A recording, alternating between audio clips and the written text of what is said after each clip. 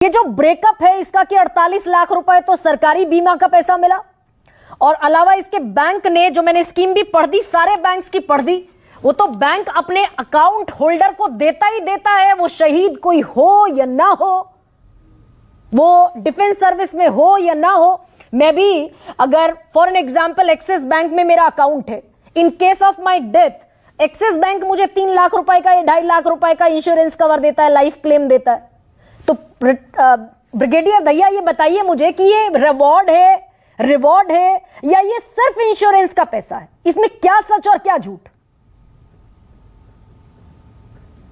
गरिमा जी, आपने सही बोला है। इसके अंदर एज इफ नाउ तो कोई रिवॉर्ड की राशि उनके परिवार वालों तक नहीं पहुंची है। ये सिर्फ इंश्योरेंस का पैसा उनको मिला है। और ये जो चल हो जा शुरू। केसरिया से मन जोगी हुआ रे, दिल झूमे देखो पतवारा हुआ रे, दिल झूमे देखो पतवारा हुआ रे। हर पल मनाओ केसरी त्योहार। विमल, बोलो जुबान केसरी। 48 लाख रुपए है। ये आर्मी ग्रुप इंश्योरेंस फंड का नहीं है। ये कोई किसी जब ये अग्निवीर स्कीम बनाई गई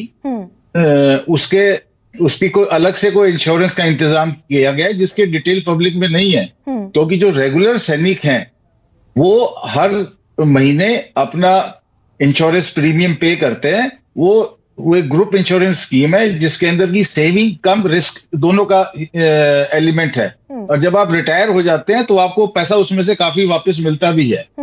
ये जो इंश्योरेंस का अमाउंट है, ये इसके लिए अग्निवीर कोई पेमेंट नहीं कर रहे हैं। और दूसरा जो अमाउंट मिला है 50 लाख जो आईसीआईसी से मिला है, इसको समझने की थोड़ी डिटेल में जरूरत है। क्योंकि ये बैंकों की अपने आपस की कंपटीशन की बात है। जैसे कि आपने खुद जिक्र किया, पंजाब एंड सिंध बैंक जैसे 1 करोड़ रुपए दे रहा है, और वो 1 करोड़ रुपए सिर्फ जो सेवा में जवान है उनको नहीं दे रहे। वो अगर हमारे जैसा कोई पेंशनर भी कल एक्सीडेंट से डेथ हो जाती है तो उसको भी 1 करोड़ रुपए देगा। और उन्होंने तो इसको और आगे बढ़ा दिया कि जो वीर नारी जिसको फैमिली पेंशन मिल रही है या किसी और को फैमिली पेंशन मिल रही है, अगर उसकी भी डेथ होती है उसके नॉमिनी को भी 1 करोड़ रुपया दिया जाएगा। तो ये तो बैंकों की अपनी स्पर्धा है। लेकिन जो अवार्ड की बात है, और इस अवार्ड में डिले भी क्यों हो रहा है, क्योंकि ये जो इंश्योरेंस के लिए तो सिर्फ डेथ सर्टिफिकेट की जरूरत होती है, और डेथ सर्टिफिकेट मिल गया। उसके अलावा बाकी अवार्ड जो बताया गया एक्स ग्रेशिया का जो अमाउंट है, जो कि तकरीबन 44 लाख रुपए का जो अमाउंट है, इसी तरह जो बाकी जो रेगुलर सैनिक हैं उनको भी एक स्केलेबल तरीके से ये रिवॉर्ड मिलता है। पर उसमें समय लगता है, एक कोर्ट ऑफ इंक्वेस्ट होती है, फिर ये पीसीडीए पेंशन डिसाइड करता है। इसमें सेना का और सरकार का एक अहम हिस्सा रोल बनता है कि इसको जल्दी से जल्दी इस प्रोसेस को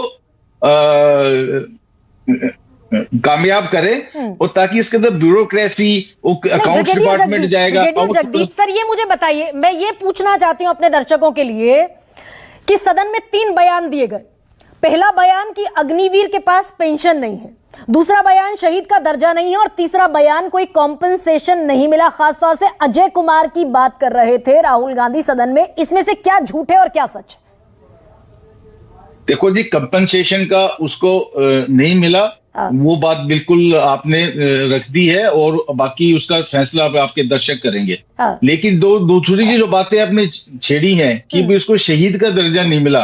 अभी मुझसे पहले वाले वक्ता ने बोला कि शहीद फौज का आदमी शहीद नहीं होता, उसको किल्ड इन एक्शन बोल देते हैं या मिसिंग इन एक्शन बोल देते हैं। ये तो बड़ी मेरे को बड़ा दुख हुआ ये बात सुन के कि फौज का जवान जो देश की सुरक्षा कर रहा है उसको आप शहीद नहीं बोलेंगे तो शहीद किसको बोलेंगे? और इससे जुड़ी एक बात है, अगर उसको आज आप शहीद नहीं बोल रहे हैं, उसको अग्निवीर की कैटेगरी में खड़े कर रहे हैं, तो कल जितने वॉर मेमोरियल्स हमारे बने हुए, क्या उनका नाम उन पे अंकित होगा या नहीं होगा? ये जो 2 तरह के वर्ण बना दिए गए हैं, एक अग्निवीर और एक रेगुलर सैनिक, इससे बहुत तकलीफ है और ये तकलीफ divisive आपके है। सामने क्यों तो क्या अगर राहुल गांधी ये कह रहे हैं जगदीप दहिया की ये डिवाइसिव है सेना के लिए, तो डिवाइसिव है कि नहीं है? ये बिल्कुल हमारी सोच में ये बिल्कुल डिवाइसिव है। हाँ। और इसमें एक बात और मैं कहना चाहता हूं कि जो शहादत जो होती है वो शहादत का दो मुद्दे होते हैं। एक तो होता है नाम नमक और निशान। वो नाम नमक निशान का जो जज्बा होता है ना वो 6, 7, 8 साल बाद पैदा होता है। वो जज्बा 2-3 साल में नाम नमक निशान का जज्बा पैदा नहीं होता। और दूसरा एक होता है परिवार की सुरक्षा। जब सैनिक जाता है अपनी जान हथेली पे रखता है, उसको एक विश्वास होता है कि देश मेरे और मेरे परिवार की रक्षा करेगा ताकि उसको सारी सुविधाएं मिलेंगी। और ये जो तो जवान सारी हमारे चीजें फौज में मेजर आते जनरल हैं, बिशंबर मैं आप तक लेकर आ रही हूं